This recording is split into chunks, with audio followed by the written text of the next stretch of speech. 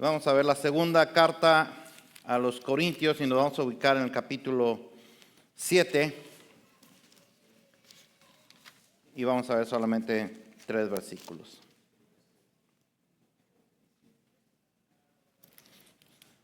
Segunda a los Corintios, capítulo 7,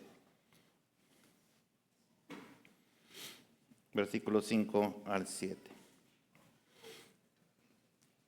Y si puede ponerse de pie en reverencia a la palabra de Dios, le invito para que lo haga. Si no puede, quédese ahí sentadito, sentadita en donde está, poniendo mucha atención. Y como son poquitos versículos, vamos a leerlos todos juntos.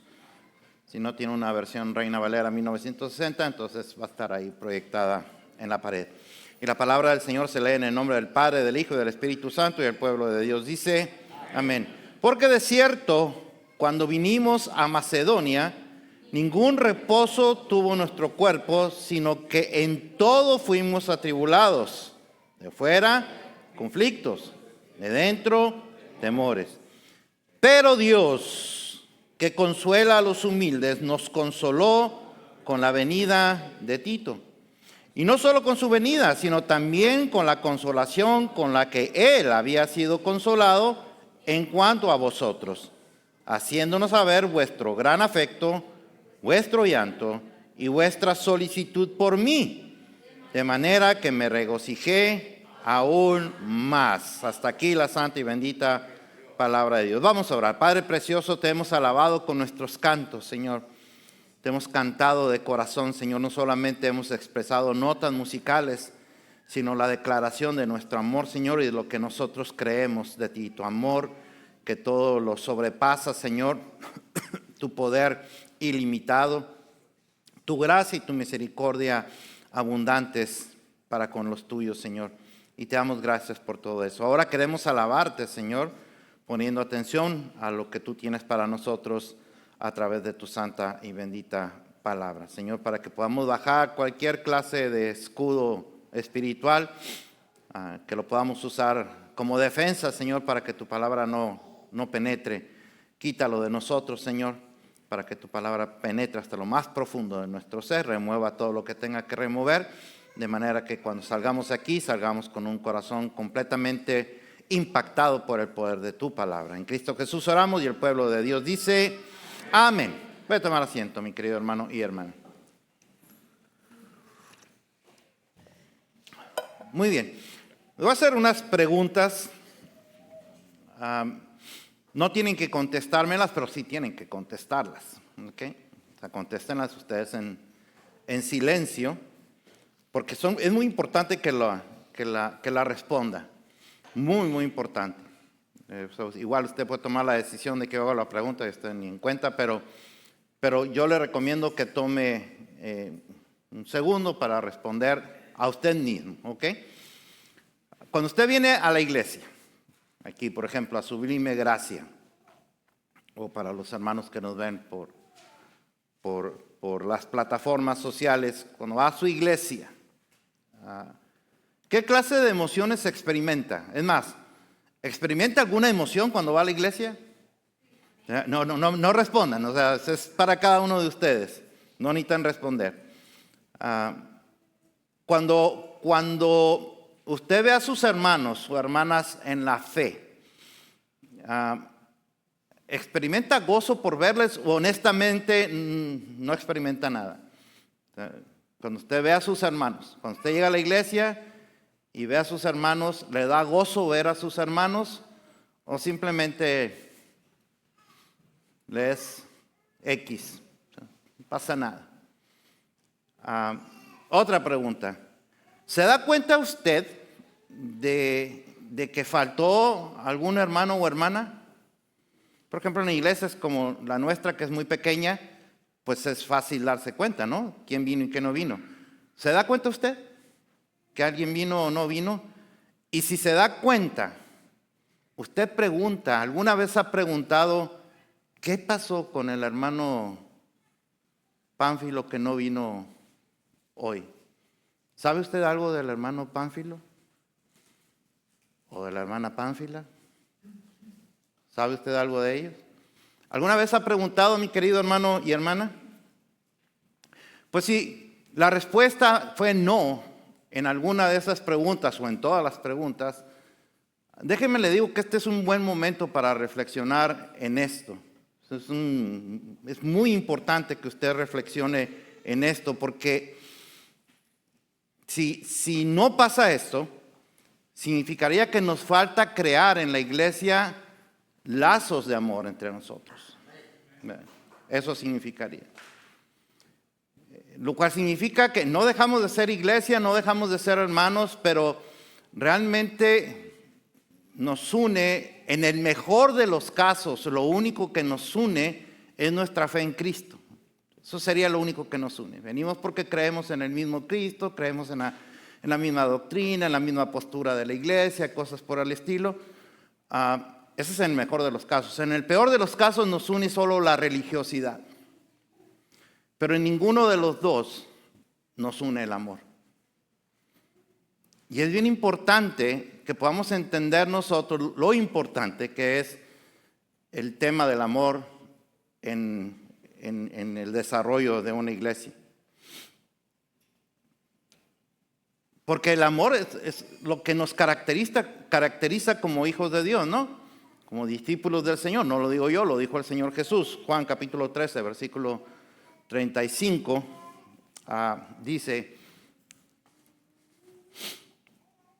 de este modo sabrán todos que son mis discípulos si se aman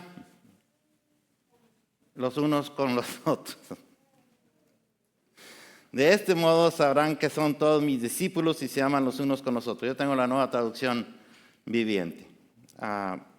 Pero es el amor, ¿no? ¿Qué es lo que nos va a caracterizar ante el mundo como ciudadanos del reino? ¿Qué es? El amor. No es otra cosa, mi querido hermano y hermana, es el amor. Eso es lo que nos caracteriza, que somos realmente creyentes en Cristo Jesús. Por eso cuando nosotros llegamos a la iglesia, lo primero que se debe experimentar cuando usted entra a la iglesia, ya sea Sublime Gracia o a cualquier iglesia donde usted vaya o visite, lo primero que debe experimentar es el amor de Jesucristo en acción. Eso es lo primerito que usted debe experimentar. Si usted no experimenta eso, entonces algo anda mal en esa iglesia. Porque eso se debe demostrar. Pero también, mi querido hermano y hermana, para que la iglesia muestre el amor de Jesucristo en acción, pues significa que cada uno de los que estamos aquí deberíamos demostrar el amor de Jesucristo en acción. Tanto para las personas que nos visitan, como para los que ya son de casa, para los que andan buscando iglesia, porque muchos que andan buscando iglesia buscan dos cosas: una, que sea una iglesia de sana doctrina, y la otra, que sea una iglesia donde haya amor. Tienen que ser las dos cosas. De nada sirve una iglesia muy amorosa pero hereje, y ni de nada sirve una iglesia que sea muy bíblica pero totalmente legalista, o qué sé yo, o siempre con el ceño fruncido, cosas por el estilo, todo ve mal. No, tienen que ser las dos cosas. Una iglesia en donde se predique sana doctrina, pero también una iglesia en donde se respire el amor entre los hermanos. Y eso es lo que nos hace la diferencia, o lo que hace la diferencia entre ser una iglesia y entre tener una religión. ¿Está de acuerdo conmigo o no? La religión la puede tener cualquiera, pero iglesia es algo completamente diferente.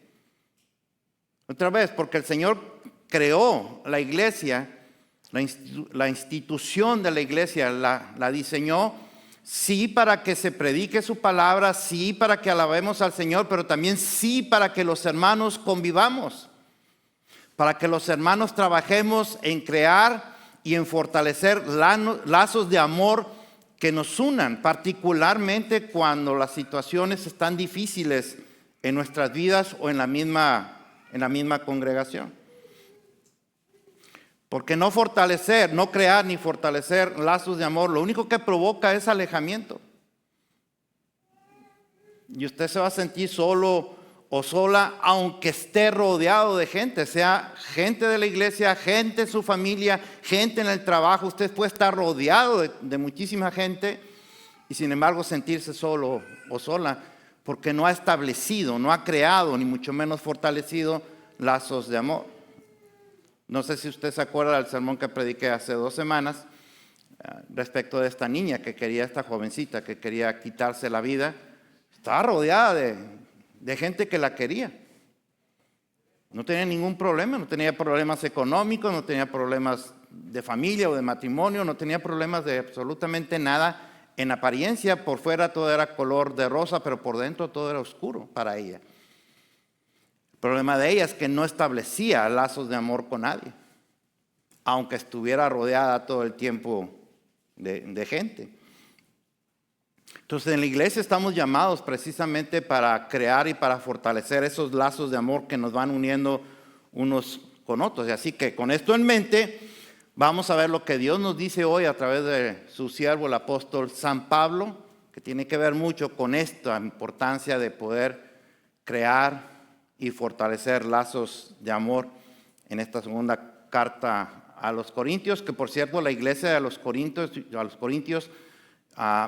por cierto yo siempre he dicho que la iglesia de Corinto era la iglesia más difícil de pastorear de todas las iglesias que usted ve en el Nuevo Testamento, la más difícil de todas, la más problemática de todas, la más difícil de pertenecer, pero era una gran iglesia en cuanto a dones repartidos por el Espíritu Santo, y era una iglesia muy amada por el apóstol San Pablo. Así que vamos a ver por qué es importante establecer lazos de amor. También se acuerdan que hace 2 semanas yo dije de muchas personas que dicen: yo no necesito de nadie, no necesito de ti ni de ti, yo el que necesito es a Jesús. Y se oye muy espiritual, pero es totalmente falso. Es una doctrina falsa. Por algo Dios nos hizo comunidad. Y por algo Dios nos hizo seres relacionales, seres que necesitan relacionarse unos con los otros, siendo Él el mayor ejemplo.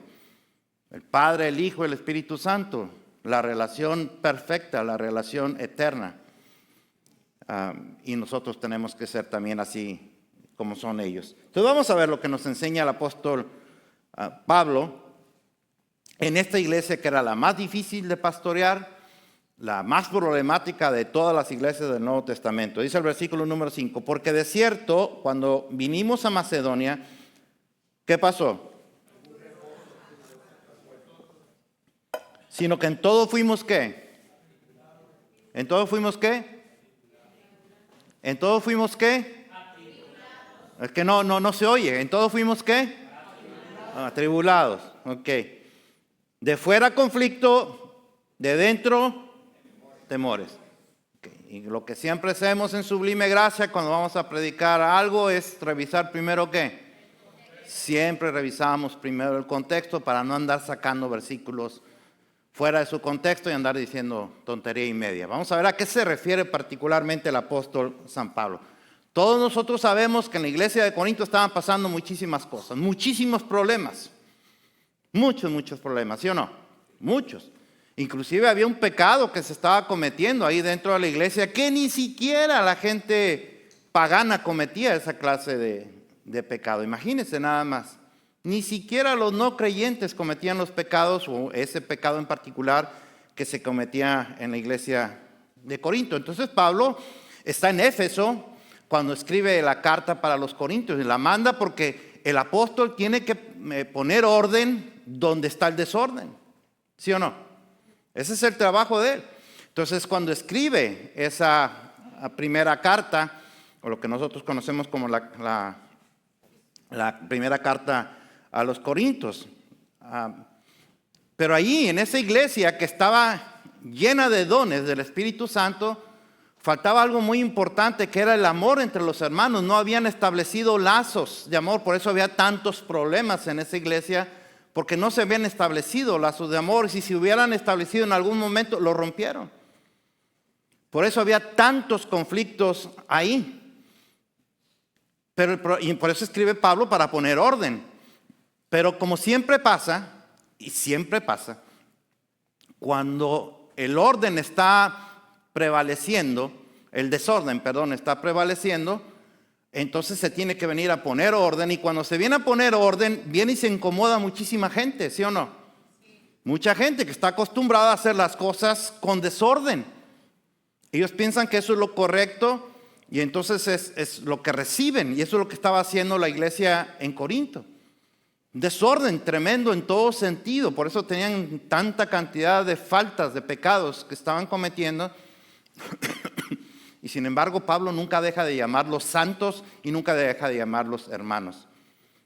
Eso nos enseña que usted y yo no podemos andar juzgando absolutamente a nadie. Amén. No podemos juzgar a nadie. Y no decir, este no es cristiano. Tú no eres quien para decir si eso no es cristiano. Eso solamente le corresponde a Dios.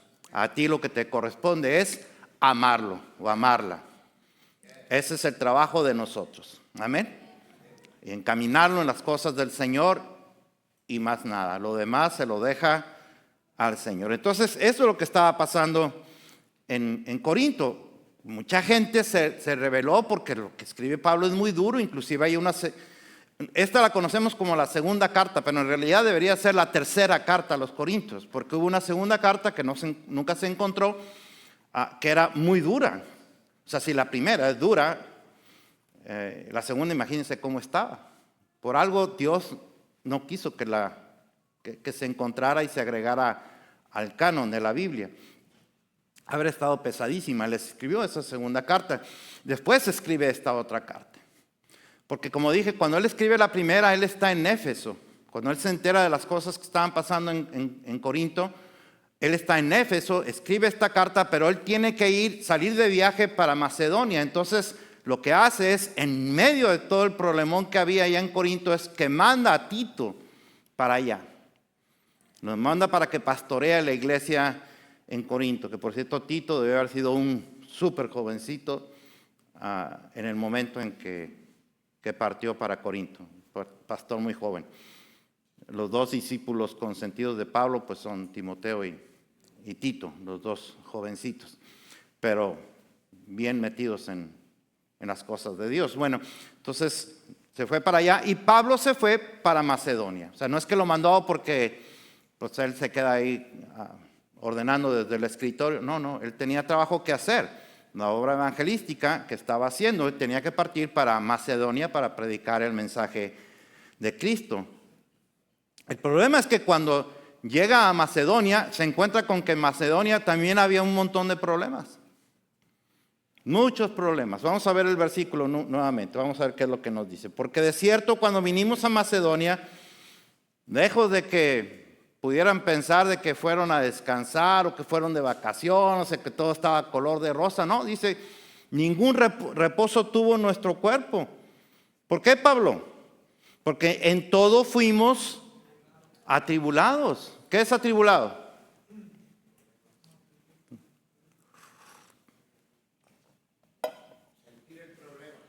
Llenos de problemas. ¿Qué clase de problemas, Pablo? Problemas de afuera, problemas de adentro. Teníamos problemas de afuera y teníamos problemas de adentro. Problemas de afuera seguramente por la persecución que había. Usted sabe que el problema de la iglesia, o el gran problema de la iglesia, es la persecución que estaba recibiendo no solamente de los romanos, que ya era mucho, pero también los griegos los perseguían a los cristianos, y también los fariseos perseguían a los cristianos. Entonces estaban recibiendo una persecución tremenda. Entonces, problemas de afuera se refiere a esa persecución, se refiere también a los enemigos que se había ganado Pablo por predicar el evangelio, que hermano, ese es el precio que muchos de nosotros tenemos que pagar. Si queremos hablar de Cristo y a la gente o a cierta gente no le gusta, nos van a acusar de hasta lo que no. Y se va formando uno de enemigos. Eso déjeselo al Señor. Amén. Cuando eso pase, déjeselo al Señor. Pero entonces Pablo ya se había ganado muchísimos enemigos por predicar a Cristo. Esos eran los problemas de afuera. Pero adentro también estaba habiendo problemas en las iglesias de Macedonia. Y los problemas de adentro, a los que se está refiriendo el apóstol Pablo, pues es como siempre la aparición de falsos maestros que vienen y traen falsas doctrinas que lo único que hacen es confundir y dividir a la gente, trayéndoles un evangelio muy bonito, muy pintoresco, muy novedoso, muy atractivo, pero totalmente contrario a lo que Cristo enseñó. Entonces, se encuentra con esa clase de problemas y Pablo está, el tremendo Pablo, el gran apóstol Pablo, se encuentra atribulado, triste, prácticamente está en la vil depresión por todo lo que pasó. ¿Qué es lo que le está atribulando tanto a Pablo? Pues que dejó una iglesia en Corinto súper emproblemada, está bien emproblemada. Ojalá tengan oportunidad de leer la primera carta, de darle siempre un repaso. Siempre es bueno darle un repaso, aunque ya lo había hecho muchas veces. Siempre es bueno darle un repaso. Acuérdense también lo que siempre digo: cuando usted vaya a leer la palabra de Dios, léala, pídale al Señor que le enseñe a verla como si nunca la hubiera visto, para que no dé por hecho las cosas, sino para que el Señor permita que el Señor le vaya hablando en cada versículo. Entonces dejó esa iglesia con muchos problemas y viene acá a predicar a Cristo y se encuentra también con una gran cantidad de problemas. Eso es demasiado para un pastor que ama a la iglesia del Señor. Es demasiado. Y no tiene nada que ver con la fe. Nadie, ninguno de nosotros podría decir que Pablo tuvo dudas o su fe decayó. Ninguno de nosotros podríamos decir eso. No es como en el caso de Job. ¿Se acuerdan que lo estuvimos viendo en el estudio? Que por cierto ya el martes comenzamos con Apocalipsis, por si quieres saber. Pero Job sí mostró en algún momento que tenía debilidad, no tanto por él mismo, sino por lo que le estaban achacando los falsos amigos. Pero Pablo no, Pablo nunca mostró debilidad en ese sentido. Nunca. O sea, debilidad en su fe, me refiero. Nunca. Entonces aquí no estamos hablando de falta de fe. Estamos hablando de un agotamiento, del punto de límite que a veces tenemos todos los que estamos aquí. Cuando viene un problema tras otro problema, usted todavía no resuelve el primero cuando ya le cayeron otros 3. Y peor, que a lo mejor esos problemas ni siquiera se los buscó usted. Esto no se los buscó Pablo. Pero le estaban cayendo esos problemas uno tras otro. Pobre hombre, es el superapóstol Pablo, pero no es Superman, ni es Jesús. Entonces, llegó un momento en que eso lo estaba venciendo. Porque en Corinto los lazos entre los hermanos se habían roto y estaban en super problemas, pero acá en donde estaba en Macedonia, por todos lados le estaban lloviendo, por fuera y por dentro de la iglesia. Vamos a ver qué más nos dice el apóstol Pablo. Versículo 6. Pero Dios, que consuela a los humildes, nos consoló ¿con qué? Con la venida de Tito. Mire cómo estaba, nomás para que vea el corazón del apóstol Pablo, para que vea cómo estaba el apóstol Pablo, cómo se sentía el apóstol Pablo. Él llega a decir que había perdido la esperanza de conservar la vida. Eso ya le está pasando en Macedonia. Ya había perdido la esperanza de conservar la vida, se sentía como un sentenciado a muerte. Sintió o pedía que Dios lo liberara de tan grande muerte. Esa es la palabra que él utiliza. Ese era el sentir del apóstol Pablo. O sea, era una presión tremenda y ya lo tenía sumido en una profunda depresión. Porque hermano, así es las cosas, así son las cosas. Y yo he enseñado que cuando usted cae en depresión por el amor de Dios, cuando una persona, con un hermano nuestro, una hermana nuestra cae en depresión, lo peor que podemos hacer o decirle es que está en pecado porque está en depresión. Enseñar ese tipo de cosas es no entender lo que significa la depresión. Y si usted no entiende lo que significa la depresión, entonces nunca va a ayudar. Si no, pregúntele a los 3 bobos amigos de Job si ayudaron en algo a un hombre que estaba cayendo en una profunda depresión por todo lo que le estaba pasando. No era una cuestión de fe, era una cuestión de que ya no aguantó todo lo que le estaba pasando. Y estos tipos, en lugar de levantarle el ánimo, ¿qué fue lo que hicieron? Lo aplastaron, lo humillaron, lo pisotearon, lo acusaron de cosas. Uno de ellos hasta le dijo, no hombre compadre, si hasta te fue bien. O sea, tú te merecías todavía más. El mentado Zofar, el más bobo de todos, pero el que se creía más inteligente. Y así pasa también con los cristianos. Cuando una persona cae en depresión, la tentación de muchísimos hermanos en la fe es empezar a juzgar a esa persona porque está en depresión. Y si está en depresión, entonces quiere decir que está en pecado. Y eso no es verdad, la Biblia no enseña eso. Usted ve uno de los más grandes profetas del Antiguo Testamento. ¿Quién fue? Elías. Elías peleó contra los profetas de Baal. ¿Quién ganó? Elías. Pero ahora se le apareció la mentada, ¿cómo se llamaba la señora esta? ¿Cómo? ¿Qué? Y mire cómo lo puso. La doña. Esa sí era doña. Esa sí veía la serie esa de mujeres asesinas. ¿Sí? ¿Sí aparecía hija o no? Ella la inventó. Bueno. Imagínese nada más. Y con ella, Elías se dobló. O sea, cayó en depresión el Elías. Y cuando cae uno en depresión, mi hermano siente que nada ya importa en el mundo, no tiene sentido nada, no tiene significado nada, nada vale la pena. Y por eso se fue de ahí. Hasta que Dios fue y lo sacó de su madriguera y se lo regresó. Bien regañadito, pero se lo regresó. Y mire todas las cosas que hizo después. Pero el punto es ese, mi querido hermano y hermana.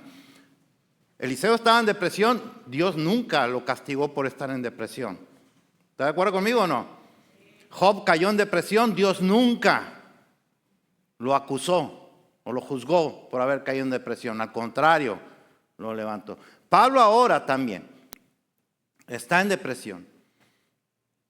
Y tiene sentido lo que está pasando en la vida de este siervo de Dios. Por eso cuando él dice, ningún reposo encontré. ¿Sabe qué significa eso? Significa, no encuentro alivio, no encuentro respiro. Y ya no aguanto yo con esto. No puedo con esto.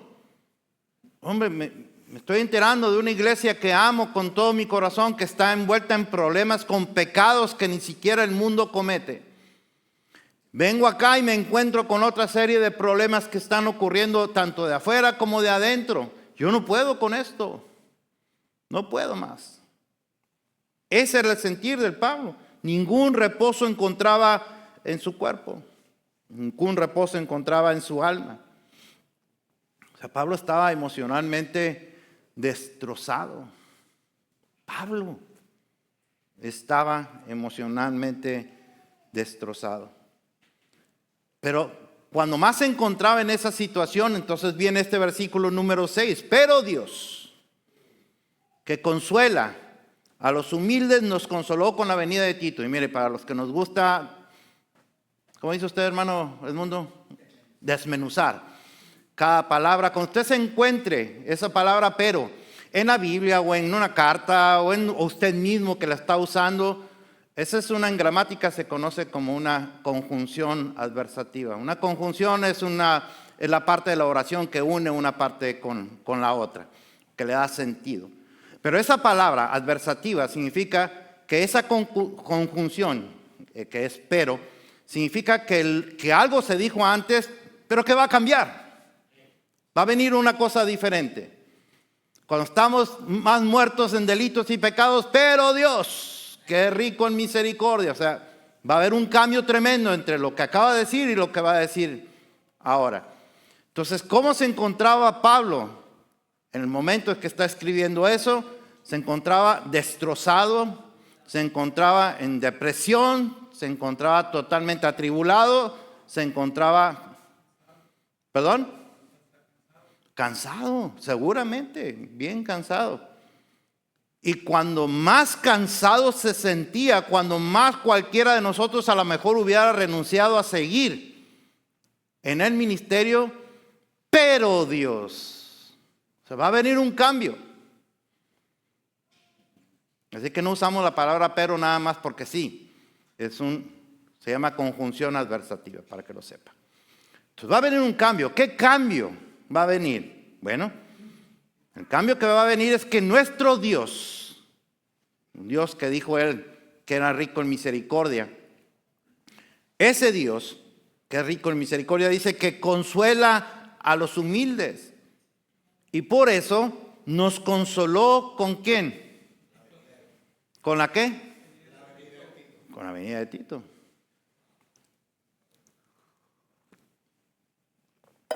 Y yo quiero que escuchen muy bien lo que está diciendo el apóstol Pablo. ¿Nos consoló con qué? Con la venida de Tito. Entonces, no fue un ángel, exactamente, pastor, gracias. No con un ángel, no con un toque del Espíritu Santo, qué sé yo, no. No con una revelación místico-mágico misteriosa. No, fue con la presentación de un hombre que se llamaba Tito. Dios consuela, trae consuelo. Y también, ¿qué significa consolar? Consolar no tiene nada que ver con lástima, mi querido hermano y hermana, ni tampoco significa, échale ganas. No, eso no es consolar. Exactamente. Pero si quieres, pásale ya y predica tú. Pero eso es lo que acaba de decir Tavo. La palabra consolar es una palabra latina compuesta por dos palabras. Con, que significa junto a, que es lo mismo que hacemos, como la usamos nosotros en español, ¿eh? Voy contigo, voy con Pedro, voy con el pastor José, voy con, o sea, junto a. Y la otra palabra es solari, que significa lo que acaba de decir Tavo, aliviar, calmar, aligerar. Entonces Dios viene y alivia nuestra carga, dice Pablo, pero ¿lo hace para todos? No, ¿lo hace a quién? ¿A quién? A la gente humilde. ¿Y qué es una gente humilde, mi querido hermano y hermana? ¿Qué es alguien humilde? Dígame lo contrario a un humilde. ¿Qué es lo contrario a un humilde? Soberbio, engreído, ¿qué más? Orgulloso, arrogante, prepotente, altanero, borracho, parrandero y jugador. No, eso no.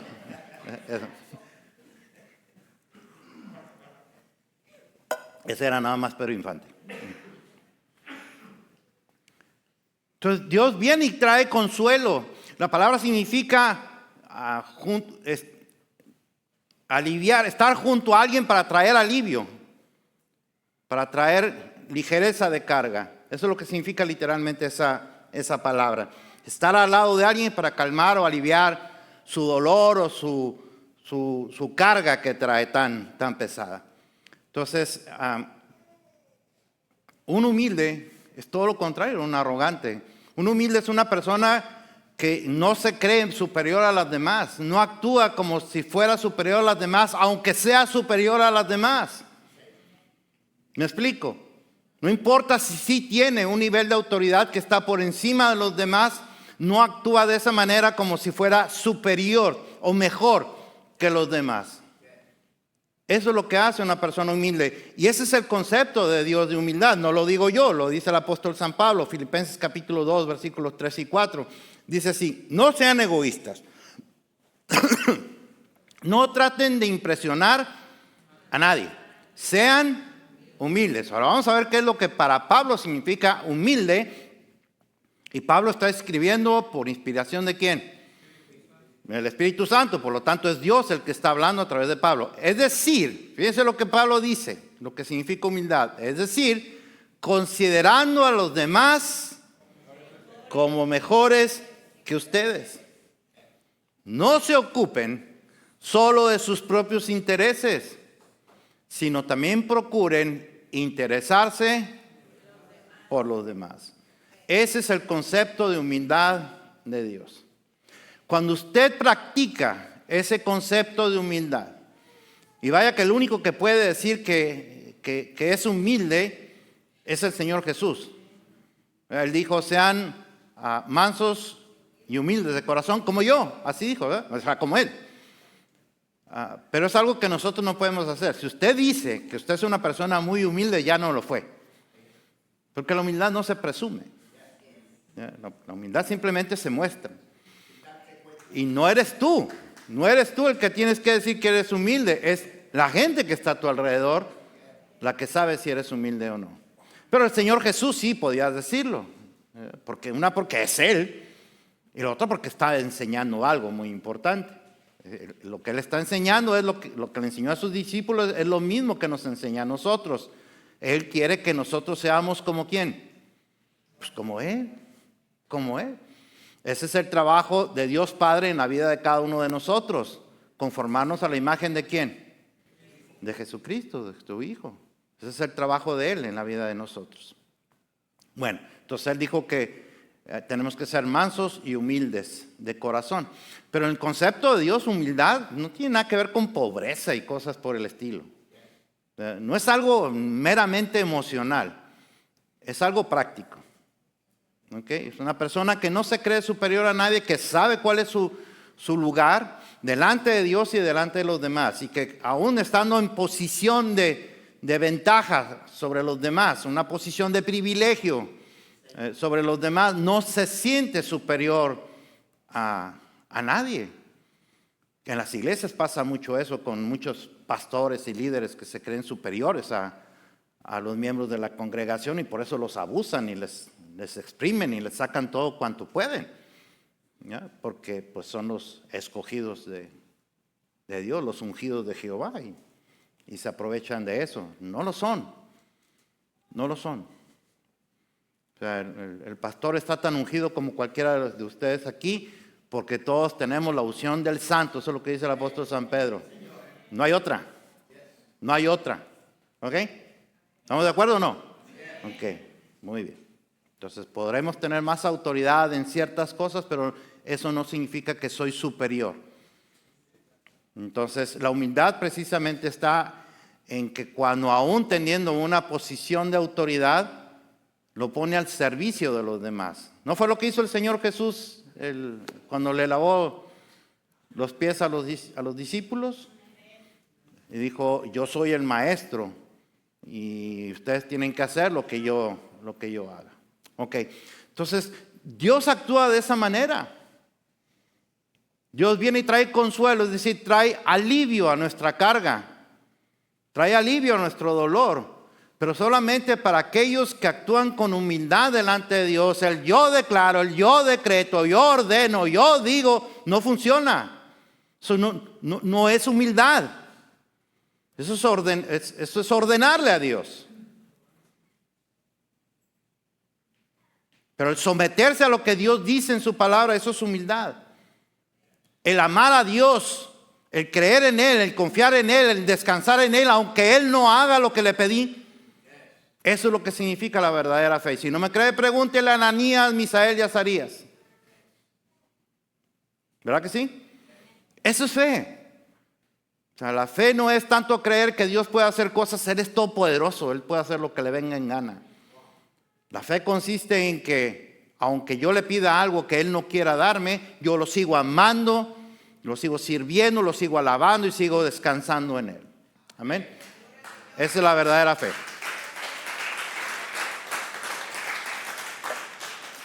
Pues bueno, Pablo sintió ese alivio cuando llegó Tito.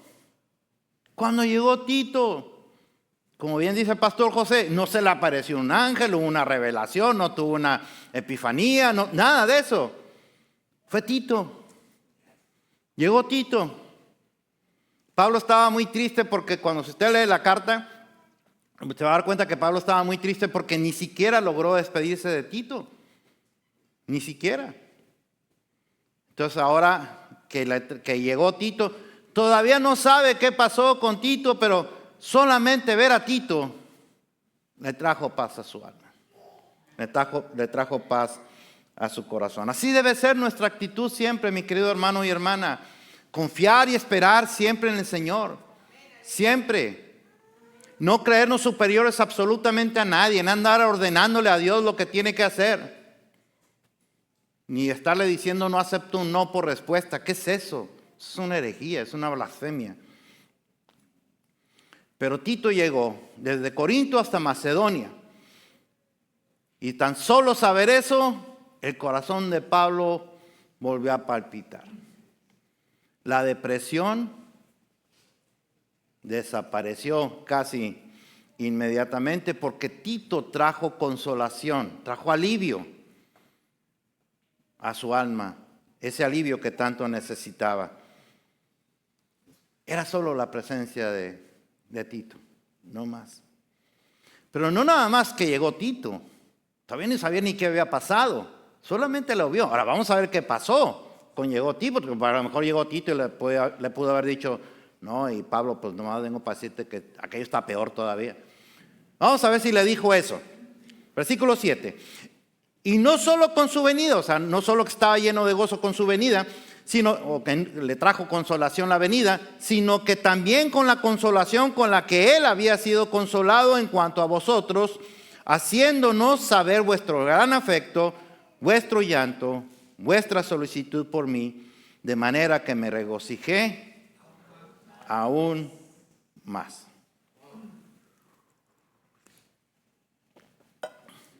Y si usted lo nota, mi querido hermano y hermana, si usted es de los que se meten realmente, cuando están leyendo un versículo, lo está leyendo de verdad, no lo está leyendo por encima, no lo está leyendo en do menor. ¿Ya? O sea, no, y no solo con su venida, sino también con la consolación. No, eso no funciona.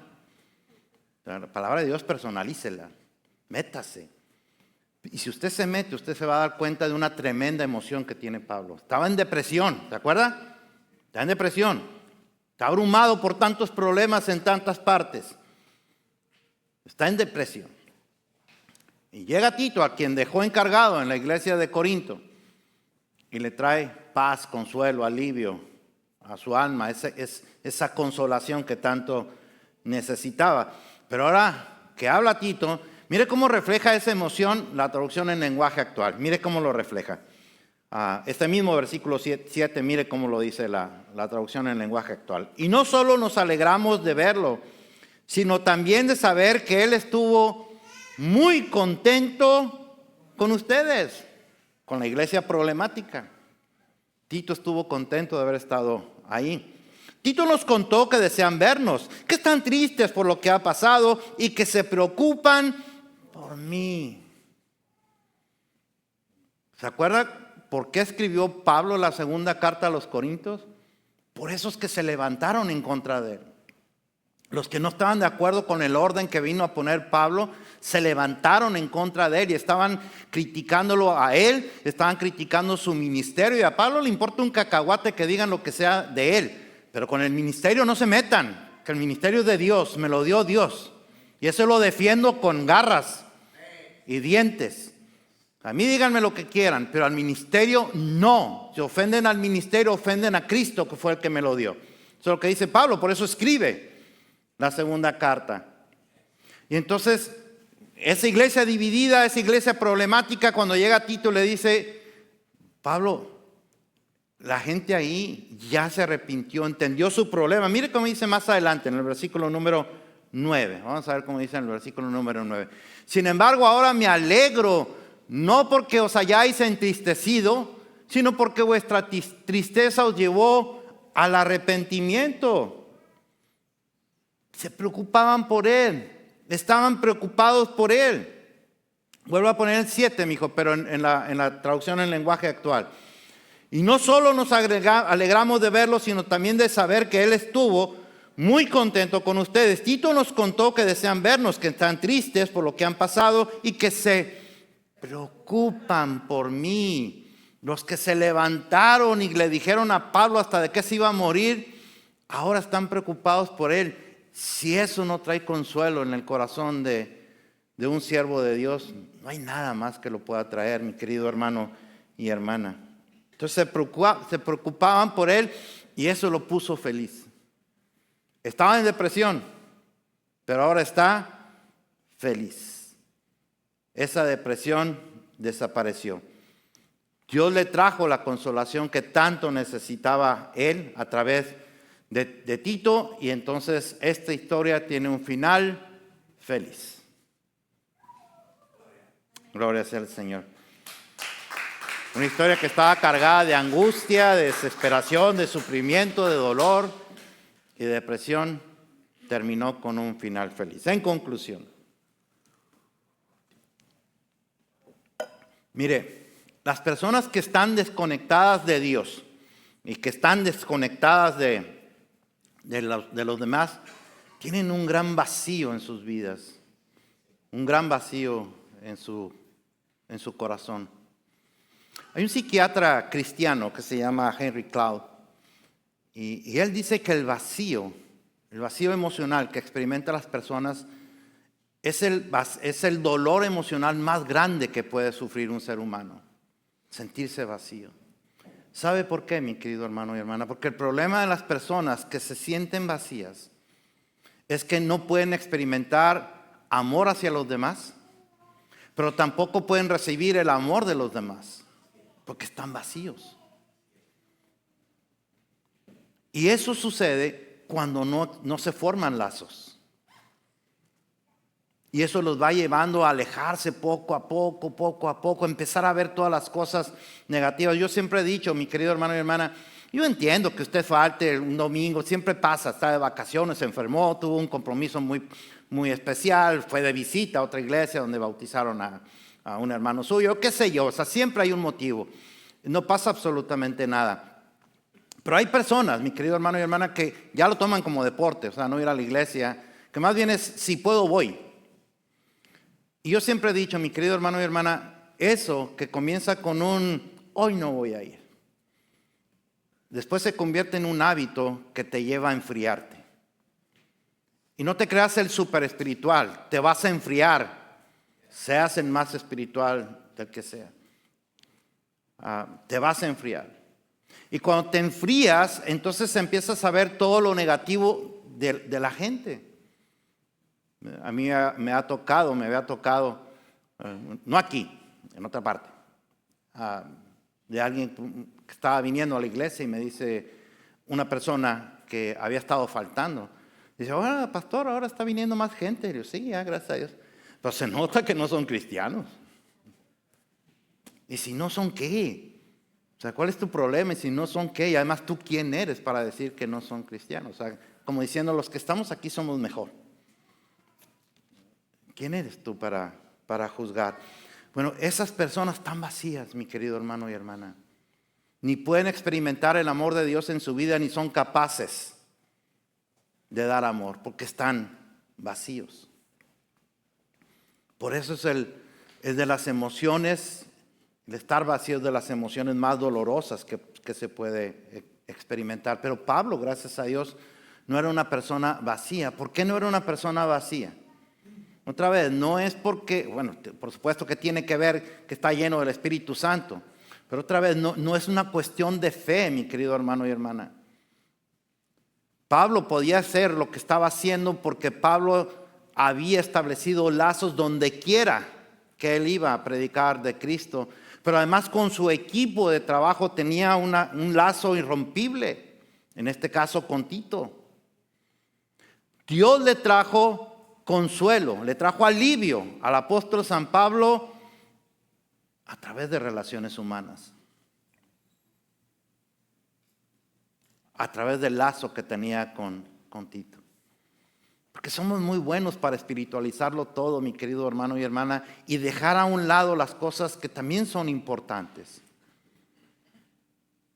O sea, decir que yo no los necesito a ustedes.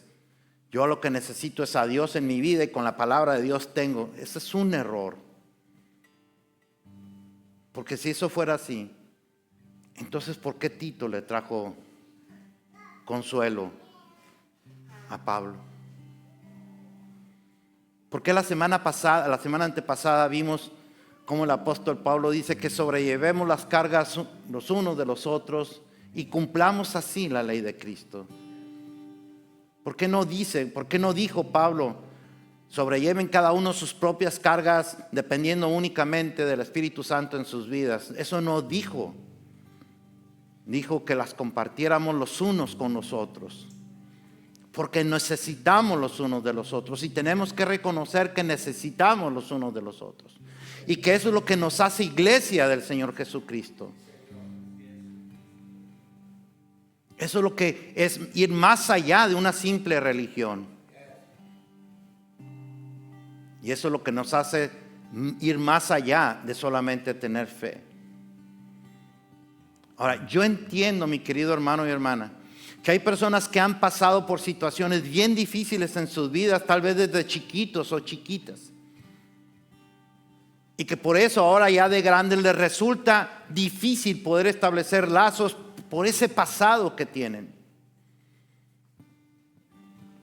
Pero no hay nada que Dios no pueda romper. Y puede romper esas cadenas para convertirlas en lazos. Porque ahora lo que te está moviendo tal vez sean esas cadenas. Y esas cadenas te hacen que tú estés siempre en alerta. No quieres darle oportunidad a nadie en tu vida porque te van a hacer daño. Eso es lo que piensan muchos. La mente, Dios ha creado tanta perfección en el ser humano, mi querido hermano y hermana, que creó algo bien poderoso que se llama la mente. Y por favor no me malentiendan, no estoy hablando de cosas psíquicas.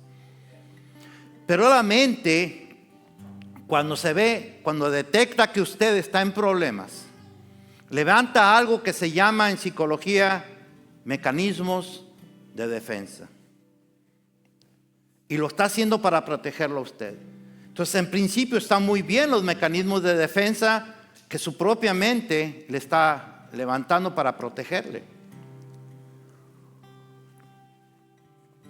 El problema es cuando usted se adueña de esos mecanismos de defensa y se convierten en parte de usted.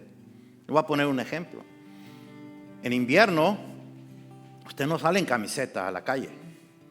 Usted se pone un abrigo, ¿sí o no? Se lo pone. Y le cubre del frío. Y está bien que lo haga. Si no se pone un abrigo, se va a enfermar. Pero si pone un abrigo, le va a cubrir del frío. El problema es cuando viene verano y la persona quiere seguir conservando su abrigo. Lo que sirvió en un momento y le protegió en un momento, ahora le va a afectar si lo sigue teniendo. ¿Verdad que sí? ¿Cómo se siente usted o cómo se sentiría usted con un abrigo a 40 o 50 grados? Pero eso fue porque ya forma parte de ellos. Si a usted le está pasando eso en su mente, en su corazón, mi querido hermano y hermana, déjeme decirle que hay solución. Y la solución se llama Cristo Jesús. Descansa en Él. Porque Él obra en los humildes de corazón. Y un humilde es una persona que sabe esperar en Dios. Es una persona que cree más allá de lo que ve su realidad. No que la ignora. No ignora la realidad. Los cristianos no ignoramos la realidad. Pero vemos más allá de la realidad. Amén. Vemos las promesas que están más allá de la realidad, como escribe el apóstol San Pablo en la carta a los Hebreos. Más allá de la realidad. Eso es lo que nos hace hombres y mujeres de fe. Porque es importante, mi querido hermano y hermana, que entendamos todos que por eso creó Dios la iglesia. Sí, ya dije, para aprender de su palabra, para alabar al Señor, lo que hicimos, lo que estamos haciendo, pero también para que formemos lazos de amor y nos veamos como lo que somos, familia en la fe. Una familia en la fe, y una familia se preocupan los unos por los otros. ¿Cómo se siente usted cuando hay visitas a sus familiares de carne o de sangre? ¿Verdad que llegan y sonríen y más y traen a los chiquillos y todo eso? Sonríen, ¿verdad que sí? Se ponen contentos.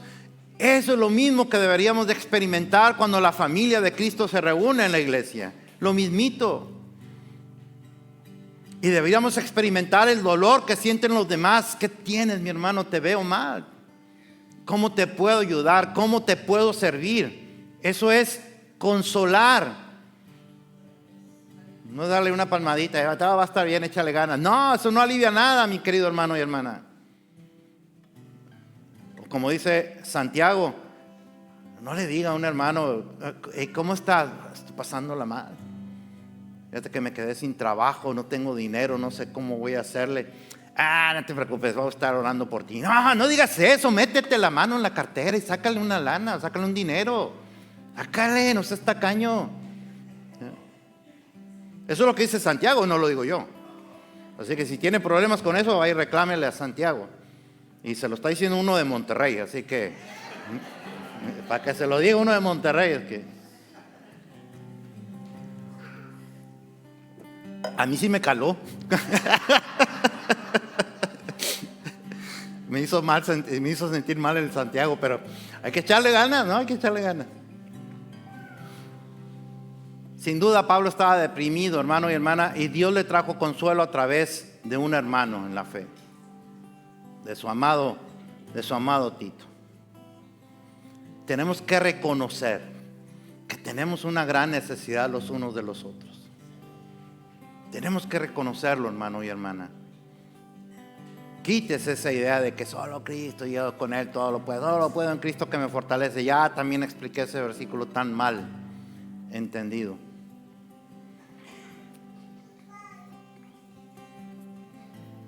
Pablo tuvo esa necesidad. Jesús tuvo esa necesidad. Se llevaba muy bien con los 12, pero tenía 4 que eran sus amiguillos, ¿verdad? Esos sí eran sus amigos.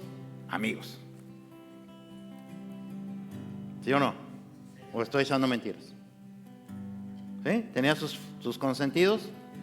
Sí, tenía sus consentidos.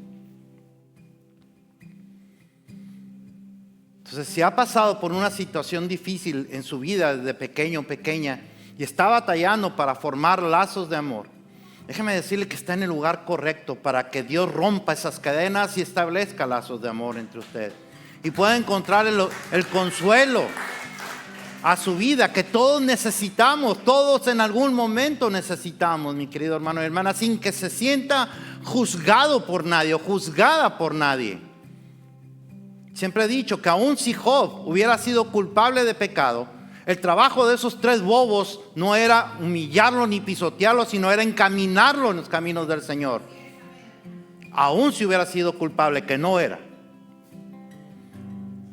Porque eso es lo que nos hace iglesia. Si no, pues solo somos una religión. Y no es el propósito de la iglesia del Señor Jesús. ¿Cuántos dicen amén? Así que no seamos indiferentes a los demás, para nada. Amémonos los unos a los otros, y la única manera de lograrlo es estableciendo lazos de amor entre nosotros. Vamos a alabar al Señor.